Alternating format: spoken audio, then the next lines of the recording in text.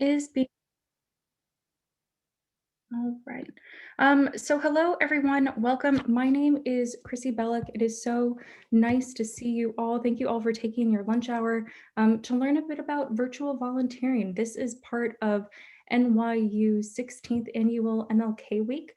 Volunteering was a really big part of Dr. King's legacy, and we're excited to talk a little bit about how the virtual volunteering is going to play a part in kind of creating a world that is more inclusive, more equitable, and really just how to get started. I think a lot of people have questions on where they can begin with virtual volunteering.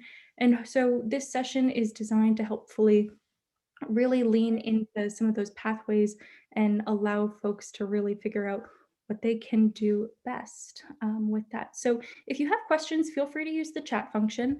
Everyone's pretty good with the chat function for now. I am here with my incredible graduate assistant, Shannon Rush, who is going to be overseeing the chat.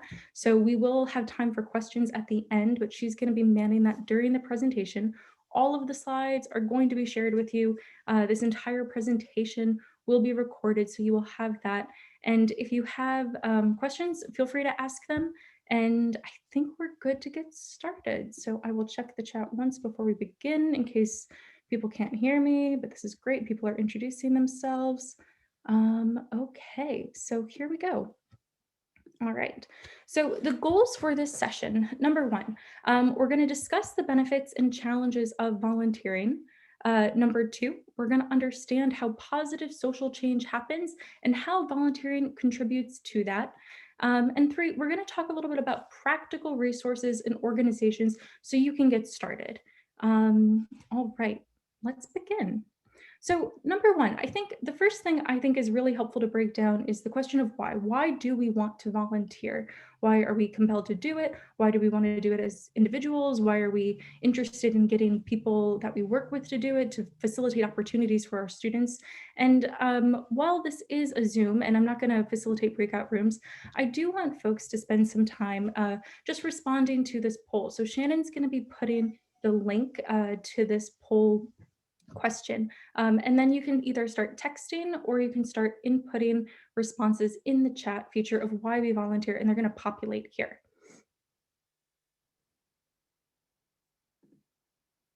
Let's see.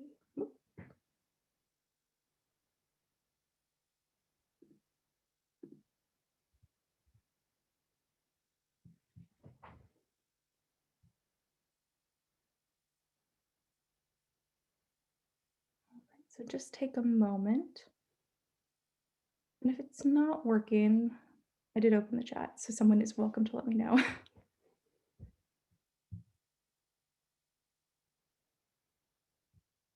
Why do we volunteer?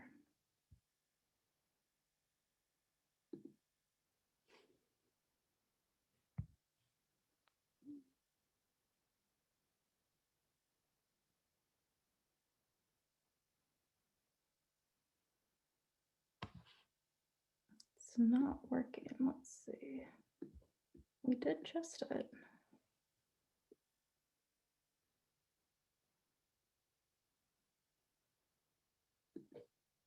Oh, perfect. Look at that. Okay. Wow. Wow. All right. A little push of a button. Thank you all for sticking with me. So yes, to actively help people during difficult times to get back to the community. I knew people were participating bigger than myself to make a difference, to help people in need. These are all great. Yeah. Wow. When we take a look at this, contribute our skills and our support, sense of empathy, helping others, it feels like the right thing to do, to be the change we wish to see in this world, to see our communities. It's fulfilling. Wow. Look at all of these. Bigger than myself, to take action to change things for the better in order to broaden our sense of community.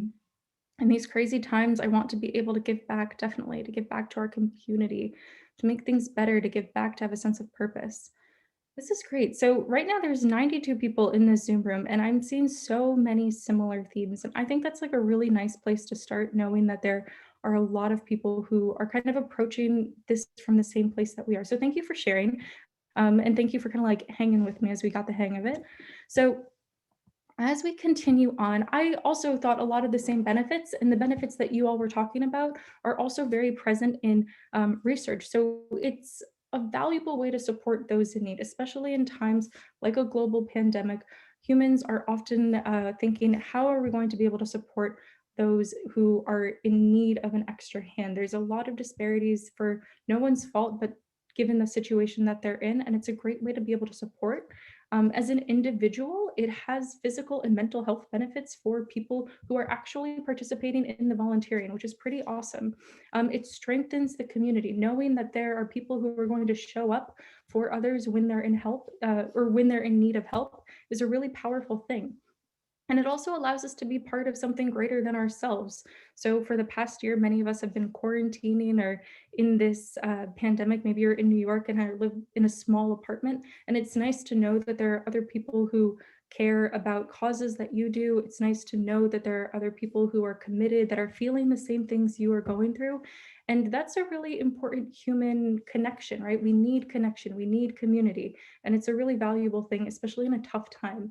I'm always impressed that even in the hardest times, individuals we're going to feel better as people if we're going to be able to help others. So there's a lot of benefits, a lot of them we talked about and more. So the question then that I also want to pose to the group is, what are the barriers to volunteering, right? We know that is a great need, and we know that we feel better as people. We know our communities are stronger because of it.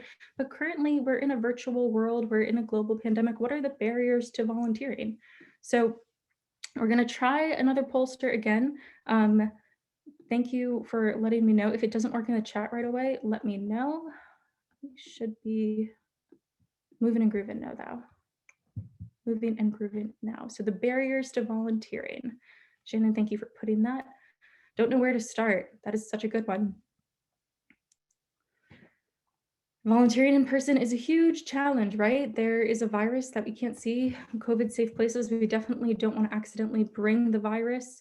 Lack of time, that is a huge issue for sure. Finding the time. These are great. What else? A general sense of utility, fear of commitment and the time. Time. Time is money, money is time. We're in New York, and even though it's a slow down world, the Zoom meetings are just back to back for sure. Access to technology, time management, lack of resource, lack of outreach, or sometimes lack of motivation. Doing your research on which causes organizations are worthy of your time, so to speak. COVID, darn it, that's a good one. Time. These are great. So if you're trickling in your last ones, remote environment, awesome. Yeah, no. And I think can only volunteer if my children can join, right? Like, who are the people in your world not having access to transportation to volunteer site? That's a big issue, especially in New York City. Yep. Okay. Health, safety. So again, just as we said earlier, now we have 95 people in this room, but a lot of the reasons that compel us to volunteer are the same. And a lot of the reasons that we have a hard time volunteering are also very similar, especially right now. So in the rest of this meeting, I hope that we can talk a little bit about some of these options. Any place to shut down, yeah. And so this will be live too, if you would want to go back and check it out afterwards. Infrastructure and available spots for community orgs. Yes, great. So I'm gonna move on. Whoops, here we go. And the challenges, I also was thinking, and this is great, you all kind of segmented or agreed that the time is a really, really big issue when it comes to volunteering. Where to begin? That's another big issue. It's very overwhelming when you think of all of the injustices going on and you're just one person, and how do you insert yourself into a right organization, an organization who's doing good work? I care, but I don't want to volunteer by myself. I hear this from students a lot who were perhaps really involved in a Circle K organization in their high school, but maybe they can't really figure out what their niche is now that they're in college. And now that we're in a virtual setting, it's even a little more challenging. Some students, some people I work with are saying, I'm not qualified to actually help. Like, what skills can I have that are going to make a difference for the cause that I care about? And then the other one that, maybe people don't vocalize, but I have a hunch is really kind of there with a lot of perhaps my friends and some students is, does it even matter? Have you read about climate change? We're doomed. These are really large problems we're talking about, right? And volunteering, while it's a great way to kind of alleviate social problems, it's it's one small ripple in a bucket that's really, really large. And while all of these challenges are very valid, and I think it's important to address them and make them normal and allow everyone to realize there's a lot of things going on, the best way to overcome them, in my opinion, is to get active. So instead of getting overwhelmed, it's thinking about what you can do instead of what you can't. Never doubt that a small group of thoughtful, committed citizens can change the world. Indeed, it is the only thing that ever has.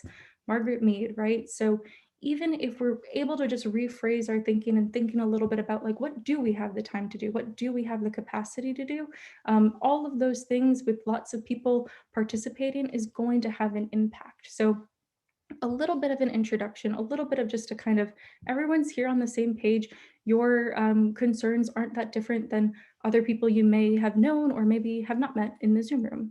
So when we think about volunteering, I think a lot of time we connect it to the ideas of social change, wanting to volunteer to alleviate social problems.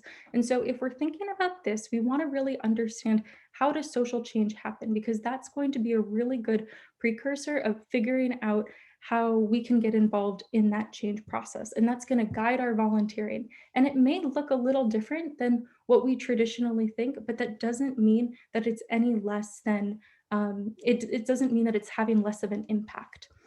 All right, so as we move on, there are three levels of social change. I'll change that typo when I send out the slides, folks.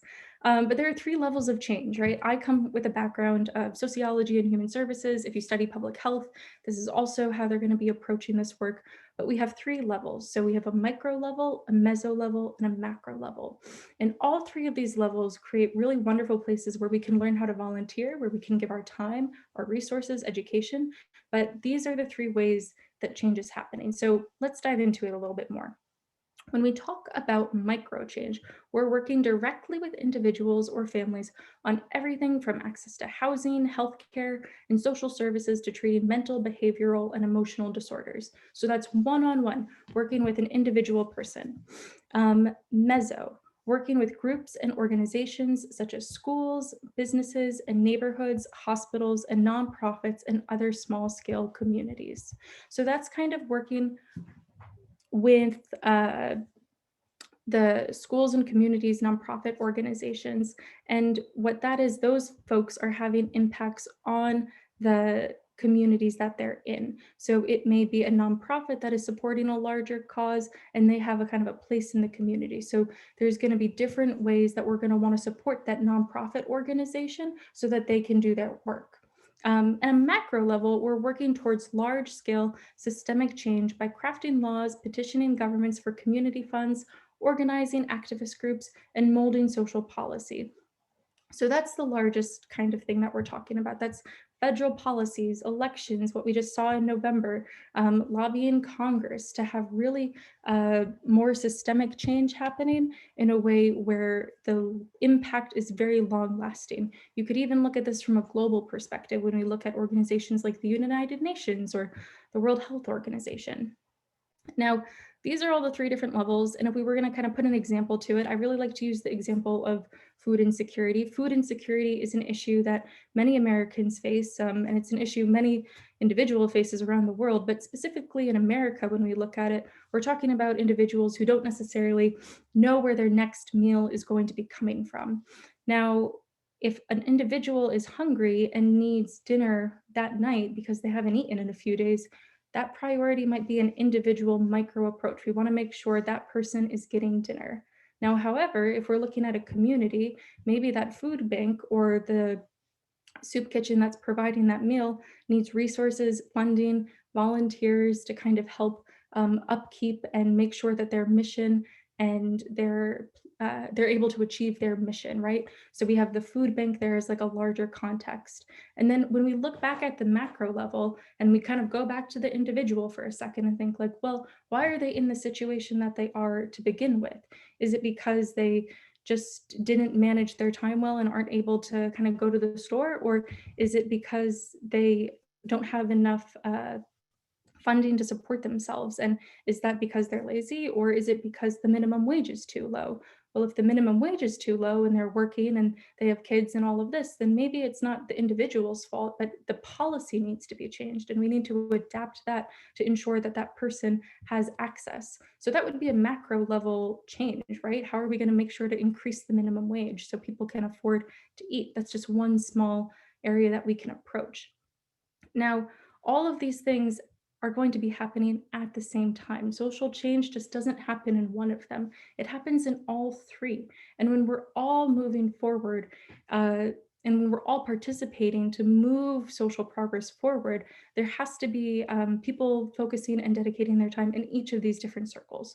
So when you're trying to figure out how you want to volunteer, you can reflect on specifically what circle you want to participate in, knowing that each one is important to the overall movement.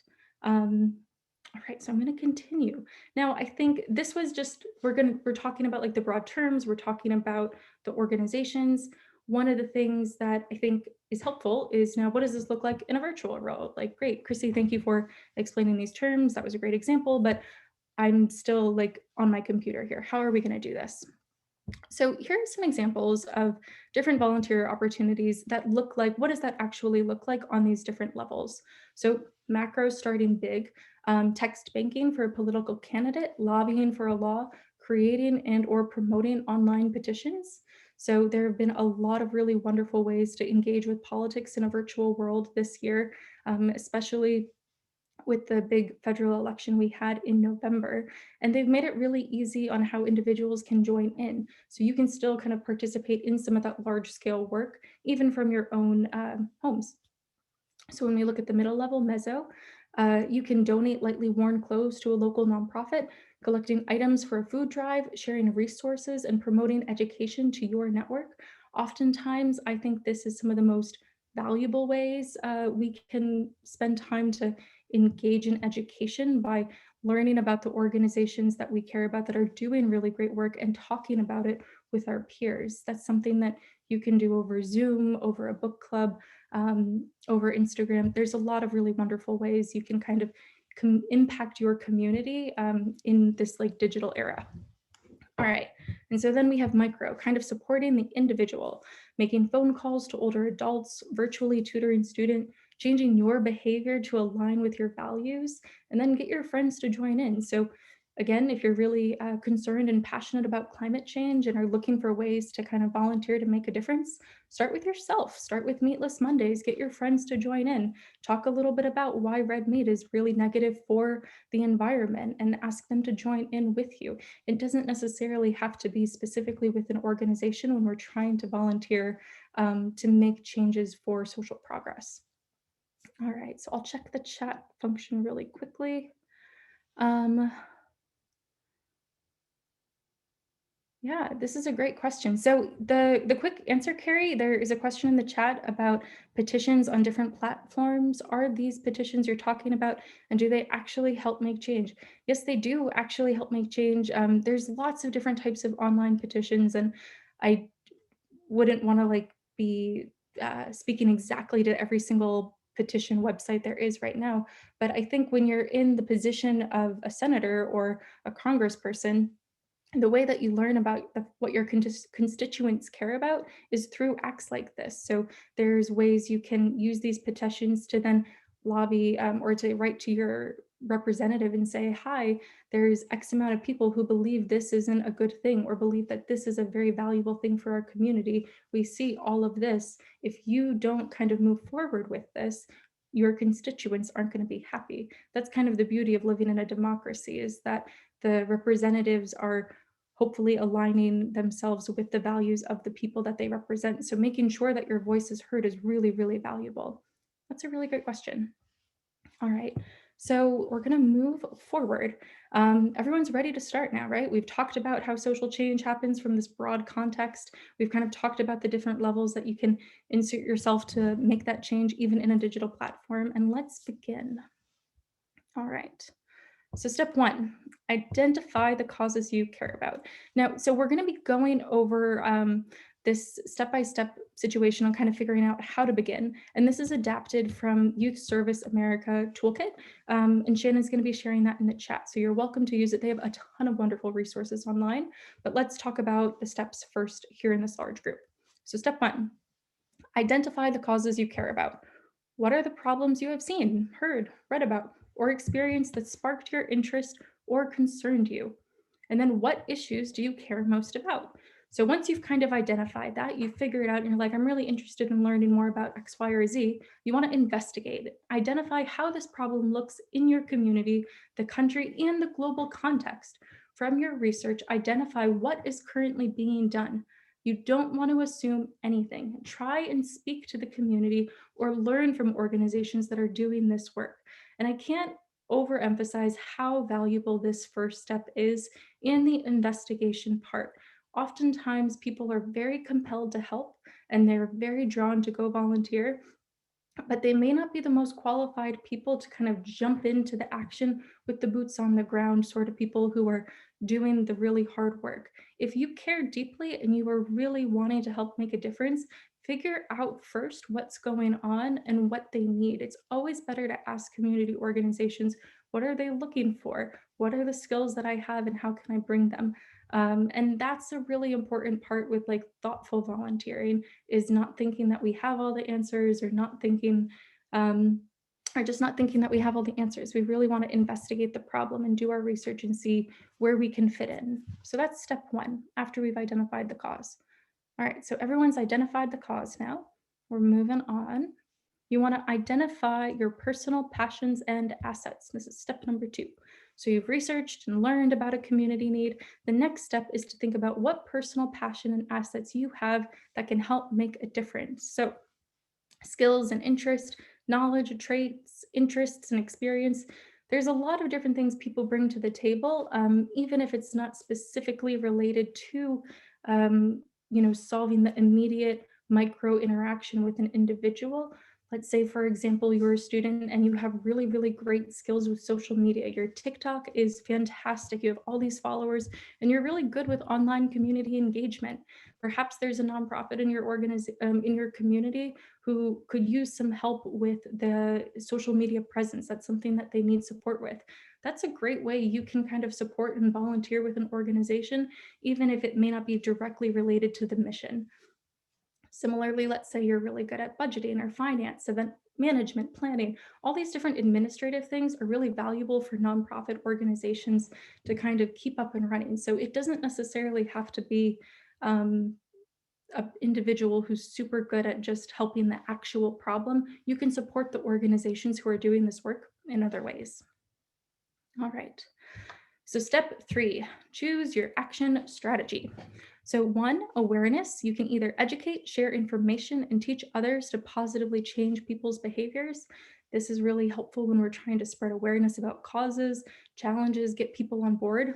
Service, volunteer, use your creativity, time, and talent directly to meet the need in your community. So this could look like maybe volunteering with a nonprofit organization, as a volunteer, helping with like labor or issues that they have specifically, or it could look like a little more creativity, out of the box thinking.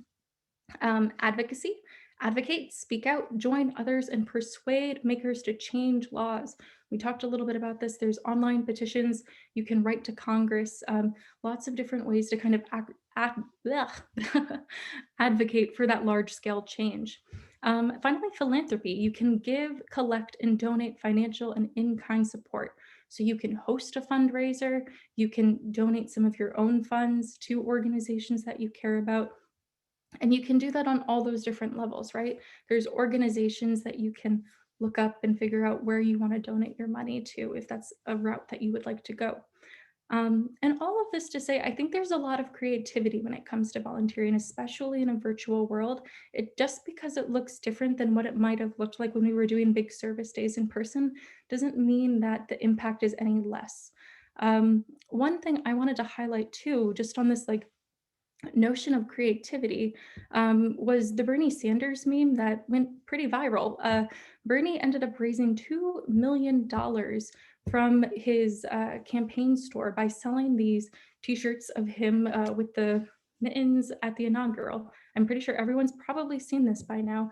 And what I really like about this story is that he used this opportunity, this focal point, to really advocate and raise money for charities in New York, or excuse me, Vermont. So Meals on Wheels, a lot of healthcare organizations were able to benefit from this opportunity. So cast a wide net when you're thinking about how you can support, how you can raise funds. It doesn't necessarily have to be a bake sale. Thinking outside of the box isn't a bad way to begin. All right. So we're going to pivot now to talk a little bit about specific virtual volunteer opportunities that everyone can get involved in. So just as I said, I think it's always really important to talk to the community organizations when you're volunteering. We did the same back in, last March, when we all kind of pivoted to a remote world. As NYU is staying virtual for this spring semester this year, we asked the community organizations that we worked with, what are the virtual volunteering opportunities that they have? Like, do they need student support? And if there is, like, let's make sure that we help promote it. So we have this huge list now that I think has a good handful of organizations, and we update it with all of the different virtual volunteer needs for organizations in New York City. And we've also gone through and curated the list to focus on some of the global organizations as well. So Shannon is going to hop on now, and she is going to introduce some of the specific opportunities that you can all get involved in. All right, Shannon.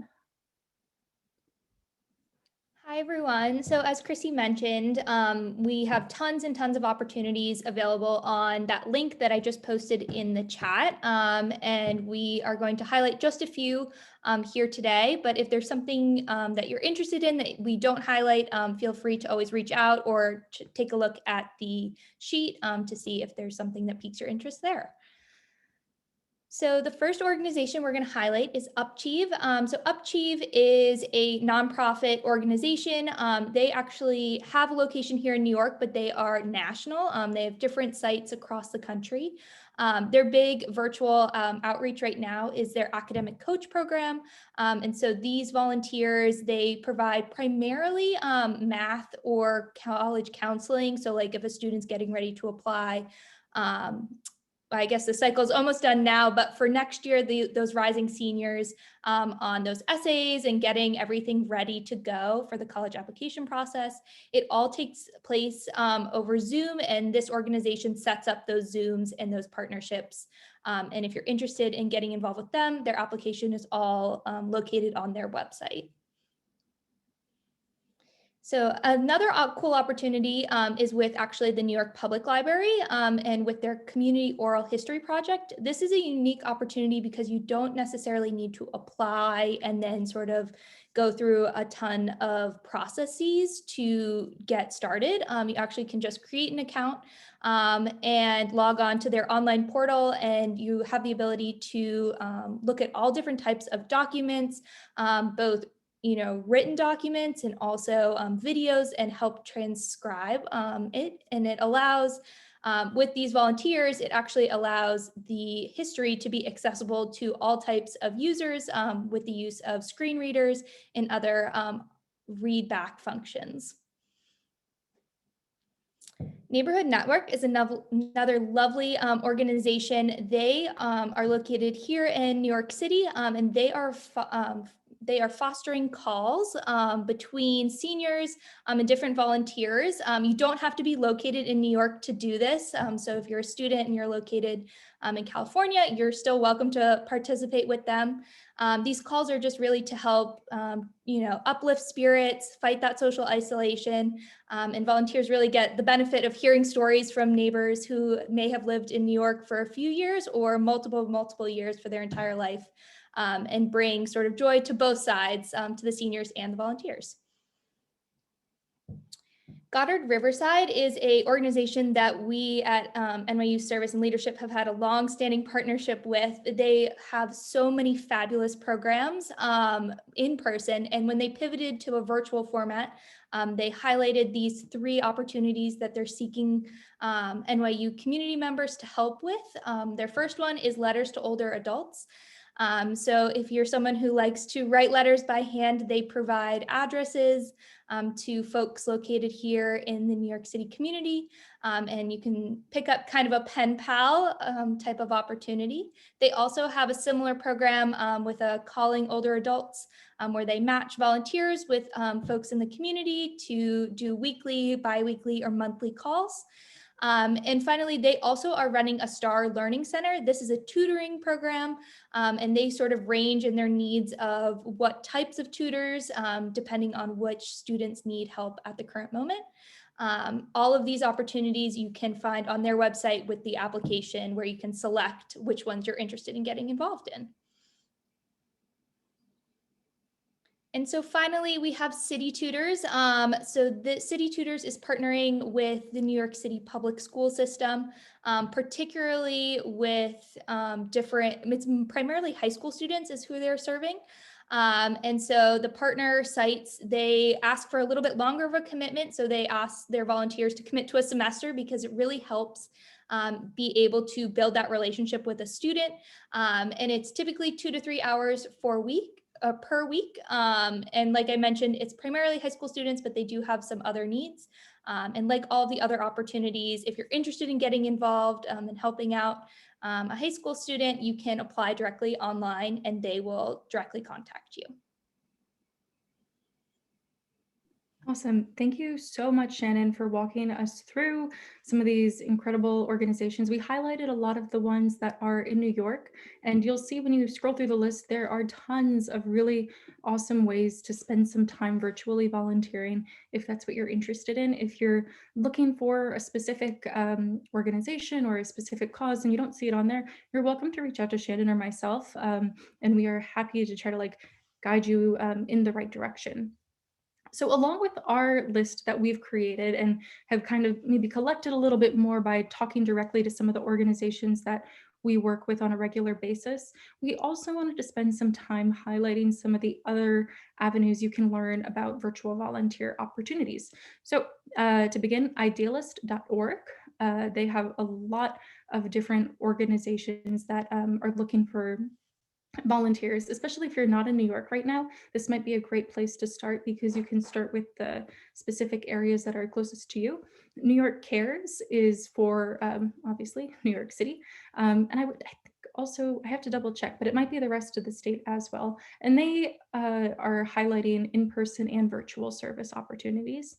The Youth Service Initiative, that was the packet that we shared at the beginning in the chat, and kind of the 3 steps to break down your service project. If you're an administrator or a professor on this call, you may be really interested in going through their website. They've done a lot of work with teachers in how to have a service semester. So along with some really great ideas, they have some wonderful resources on how to motivate classes to get involved in service. I really appreciate some of the work that they're doing around the United Nations Sustainable Development Goals and how you can create service opportunities as well as a curriculum to align those. So a really great resource that has tons of free toolkits, a lot of really helpful, rich content there.